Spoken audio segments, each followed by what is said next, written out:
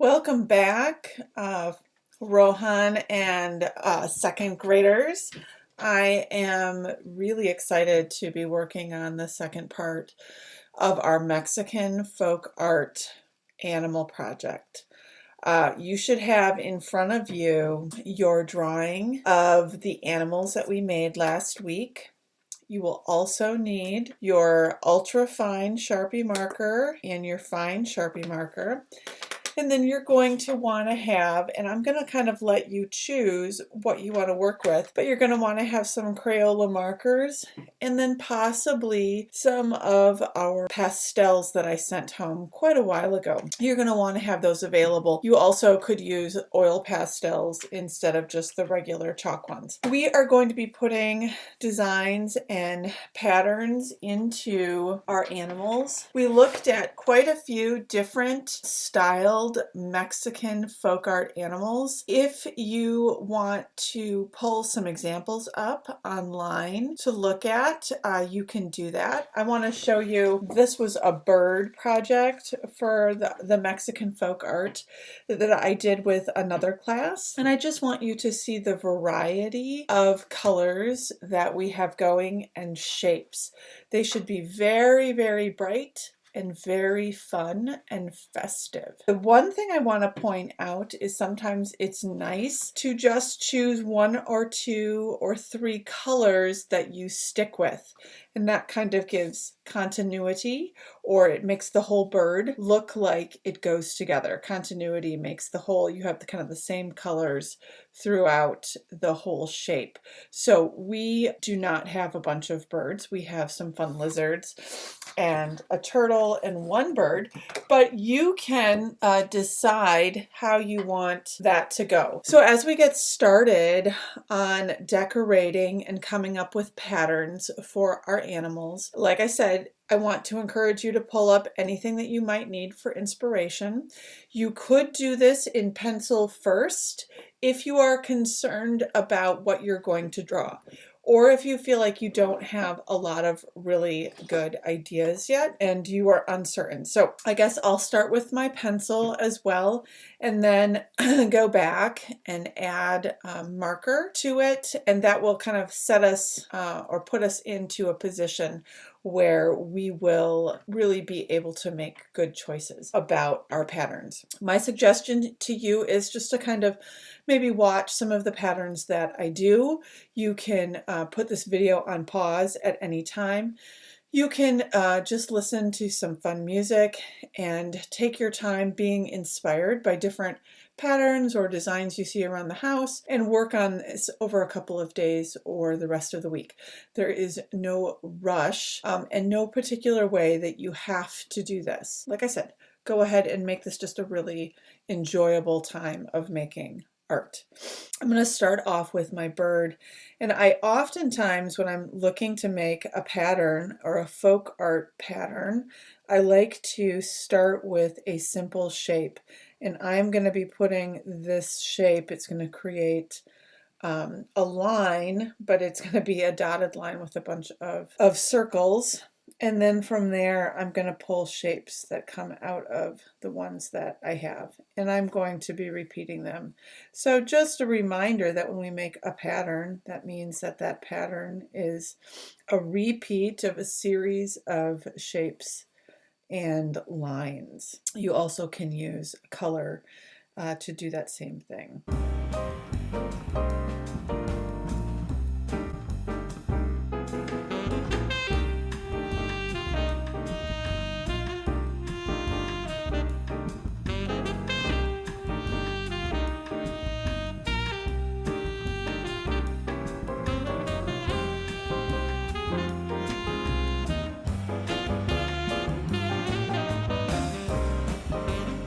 I'm following along with some of the lines that I've already put into my bird so that I'm not necessarily making up anything new, but I'm using those as a way to create patterns.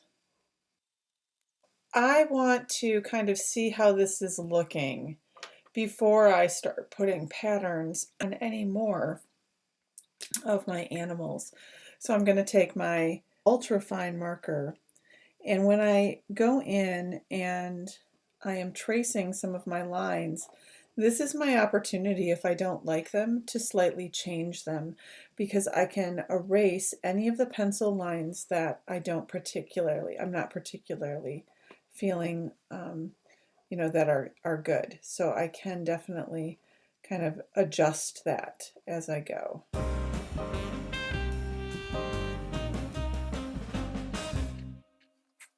That's my ultra fine marker. I'm going to switch to my fine marker so that these lines kind of match the outline lines, and then it's a little bit thicker.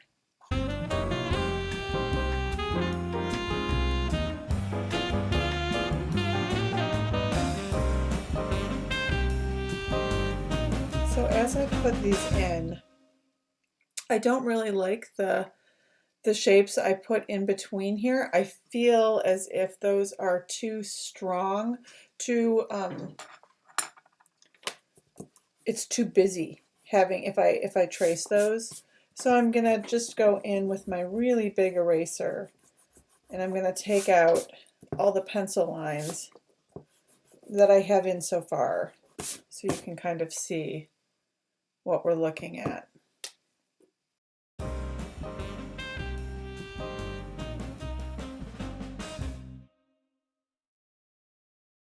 So that is really busy in the background. I think that when I color it in, it won't be so much that way. So instead of going to work on my two lizards and my turtle, I'm going to go ahead and add color to my bird. So you can begin to see how we are going to create these really bright and pretty colored folk art inspired animals. I am pulling out my other Crayola markers. I've used these before. They're double tipped and there are 2 layers. We talked about, I hope you did end up getting a lot more markers for the other backyard project that you did. You can use any of the markers that you have at your house. I think that I want to stick with a blue and like teal theme. For my bird, I will have a bright orange beak so that that will stand out. And I will probably pull some, maybe make just a couple spots orange so that we have that contrast of color. What I enjoy doing when I am coloring in these really bright folk art designs, I love to see how all the colors pop as you work on them. Wow, is that close in color? That's really close in color. So I think those are all going to be pretty dark.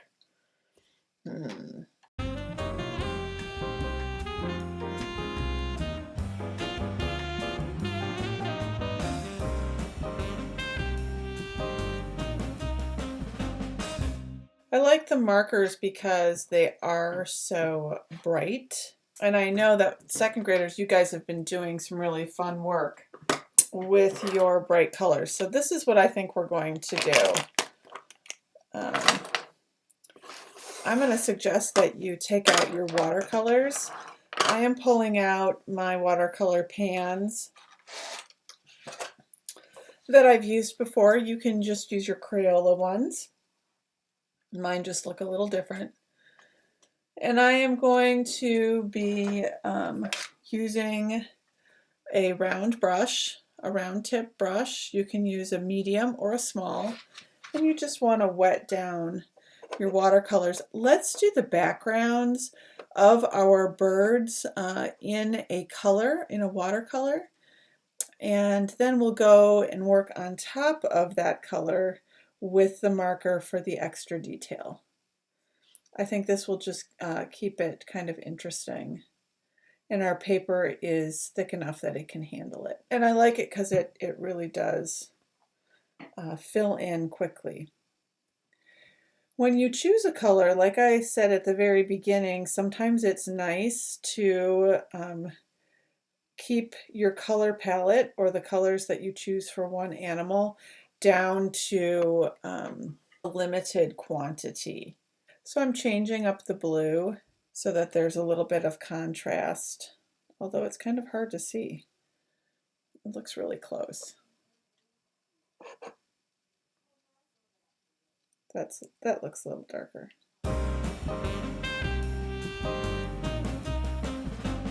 Remember when you're using the watercolor that you just want to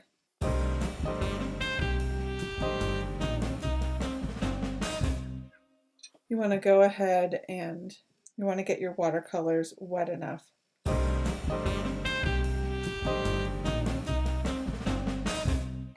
So you can start to see now how my designs are standing out. I'm going to clean off my brush from that color and I'm going to go ahead and wet down an orange color that I have, and I'm going to use that for the breast of my bird. That orange is kind of a little brown and dark. I'm not a huge fan, so I'm going to add a little bit of yellow to that just to make it a little more bright. And once this dries, I might decide to use my marker on here to lighten it up. Remember that you can take your paper towel and you can lift up some of the paint so that got on my paper towel, and then that takes it off of the edge and the top of the bird so that it doesn't have as much paint. All right, I think I don't love my orange paint, so I'll probably go in with marker on that later. I'm going to get a slightly smaller brush. Again, this is a round tip brush, but it's much smaller. And I'm going to get a little bit of this dark blue purple wet. And I'm just using that to fill in a little bit of more of the designs. So I'm going to leave this part white, and I'm going to use marker to work on that later. So you can kind of see how we're going to go about doing these animals. I will be putting my coloring and designs. I will put it in, I'll speed it up so it doesn't take so long for you to watch me do it. But what I think I will be doing is putting in the pattern and then probably playing around with some of the colors and the watercolor in between each one so I can see how they're turning out. If you want to do all of the patterns and designs first and then go back and do the painting, you are completely welcome to do that. So there's no rush. So I'm going to just go ahead and keep working on the lizard. I'm going to go back to my markers. And this time I think I'm going to use reds and kind of pinks and oranges and yellows, which are primarily our warm colors. So I'm going to have those in the background while I decide what kind of patterns that I will be putting on my lizard. Now I'm working directly with my Sharpie ultra fine point marker. If you are comfortable, you can do that. If you are not comfortable, I recommend that you do what we did with the bird and go ahead and create your design with the pencil first and then trace it. I'm taking the risk as I put in this design of doing something that I might not like later. I put a line down the tail and now I'm putting lines that go down the edge on each side of the line. This will create a little bit of an optical illusion. I don't know, second graders, if you guys have done any of that in art in first grade or not, but optical illusions are very fun to create.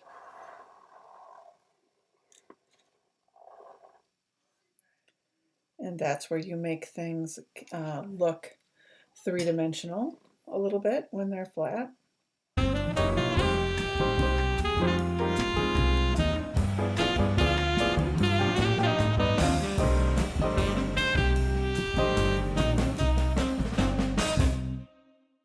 So you can see how I've put that pattern on the tail. I think I'm going to do a similar pattern on the legs, except for I think I'm going to round my lines. So you'll see how that creates a different appearance.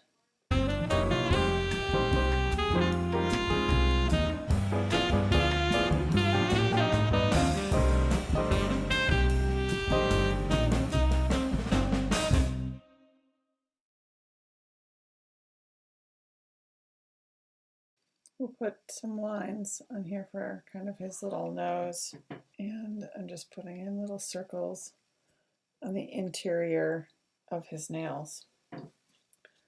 What I think that I'm going to do with this is I think I'm going to paint this one first with a really light wash, and then we'll let him dry, and then we'll come back and do the markers with that later. So I'm taking my large round brush and I'm getting my light green really wet. You can see how wet it's very wet. So I'm going to keep doing that. And I'm going to start at the end of the tail. I'm just going to pull this color up and around.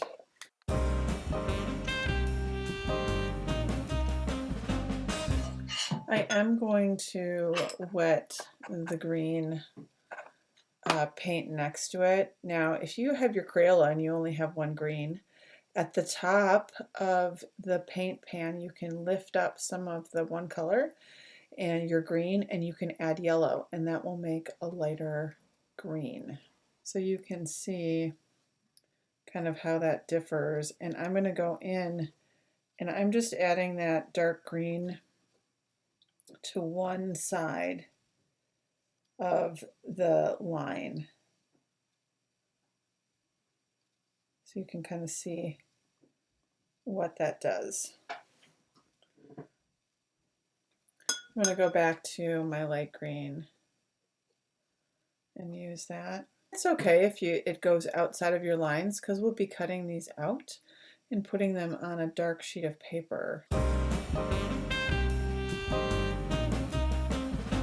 The thing I like about watercolor is you can have areas that are light and some that are dark.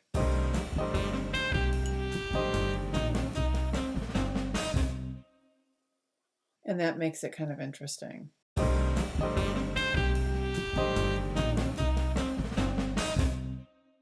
So you can see how I have that. Now you can see how I put the dark green here. I'm going to get my paint a little wet again. And I'm going to go ahead and make one side of their arms and legs. I'm going to put a little bit of that dark on there. I want to do the feet in really bright colors, and I'll be adding more of this kind of bright color detail after this paint dries. So I'll set my brush down and I'll move my watercolors out of the way. Now you have a choice here. If you want to just completely leave this alone and let it dry and come back and work on it, that's fine. If you want to, if you're like, nope, I want to keep going, then you can go ahead and keep adding and just letting that part dry while you work on this side.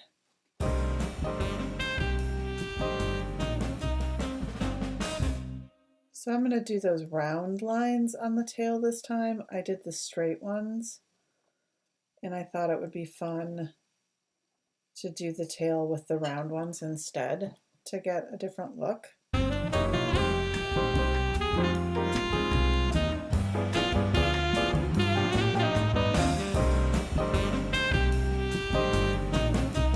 can really kind of see that. To me almost feels more dragon-like.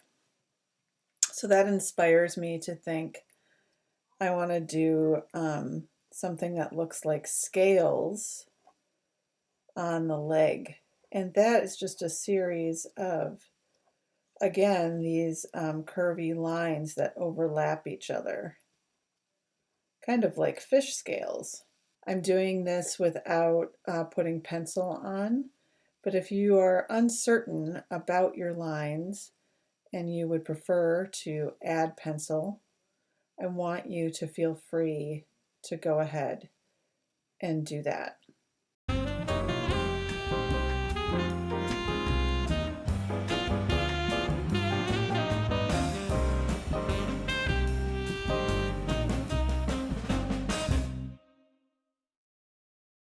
I'm doing very similar ideas where I'm going to put shapes down the back of this lizard like I did in this one.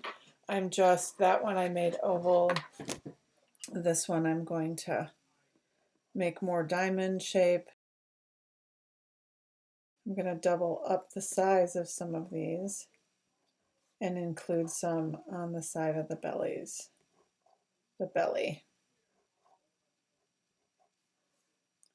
A lot of times, if you find a shape that you like, you can repeat it, and it's just a great way to create a pattern. So I'm doing every other one with a slightly bigger diamond shape around it. I'll just do this all the way down and make it a small one. So there's my second lizard. This way you can see both of them.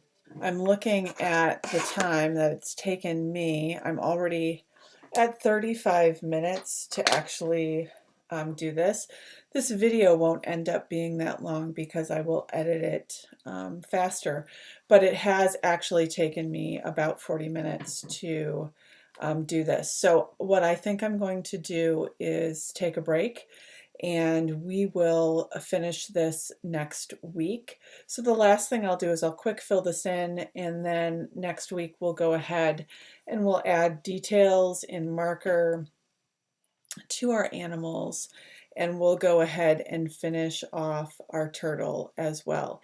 If you are ambitious and you want to add some color to, and maybe that's what I'll do, I'll add some color to this so it'll dry, and then we'll go in and put detail with our markers for the last bit this week.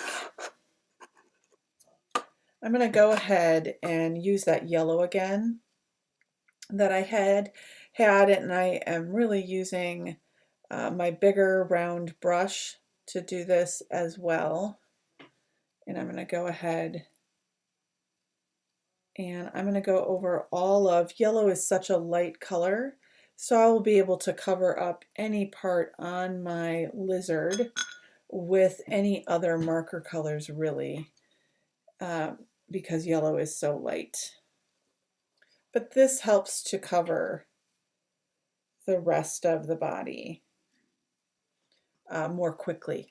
And like I said before, it doesn't matter if you go over, because we're just going to be cutting them out next week anyways.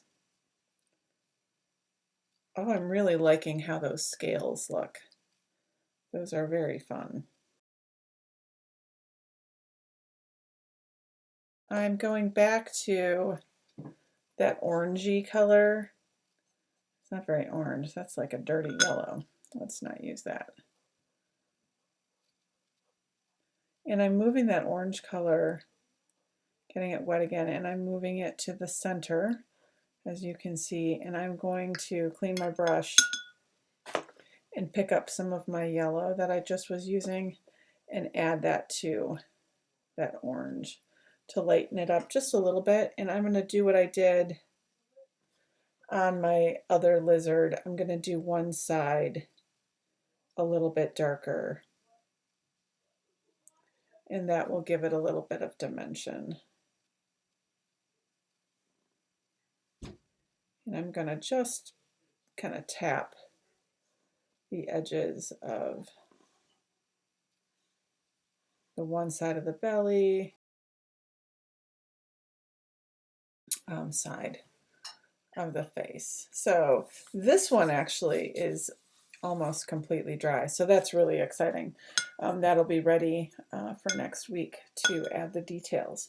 So I'm going to go ahead and I know we're doing this kind of a little bit differently. Each one I've done a little differently. I'm going to put a color on this today so that it'll have time to dry, so that when we come back next week, the only thing that we will be doing is using our markers and cutting them out. So I'm going to switch this around. When I look at the colors, I really feel like I need something bright and red. So I'm going to get my red paints wet. I'm looking forward to putting some fun patterns on my turtle. That's kind of red, but man, that is darker than I thought. So I'm gonna make this one, get this one wet as well. So I've got my red going, but I don't want it to be too dark. So I am gonna pull a little bit of that yellow that I was using, since that was already wet. You can kind of see here. And I'm going to add that to part of the shell. And the last part I'm going to do, my turtle is going to be the color of, have a little bit of both of my lizards. I'm going to make his legs and tail kind of this army green, and we'll be putting lots of patterns on that. And I'll get his little face. I am going to, the last little part of the painting, I am going to take a little bit of that dark and kind of do what I did on the other lizards, is just put an edge of some of that dark. Now that's pretty dark, so I'm getting my brush wet, and now I'm just going over that to soften that a little bit with water on my brush. So I'm going to clean that off again so you can see.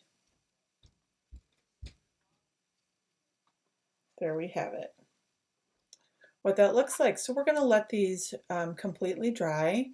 Next week we will put in more detail so they all look a little bit more like the bird, but we've covered them with the watercolor, which hopefully will make that a little bit more fun for all of you second graders who've been working with your markers for so long and so hard. Those backyard drawings were just absolutely amazing. So it's nice to have the watercolor to play with. So keep these, let them dry, and then we'll pull these out again next week and put in all of that extra detail and patterns that really give them that Mexican folk art feel, a little bit more like our bird. So I hope you have a great week. Post the progress of your projects. I really look forward to seeing them on Seesaw. Have a great week.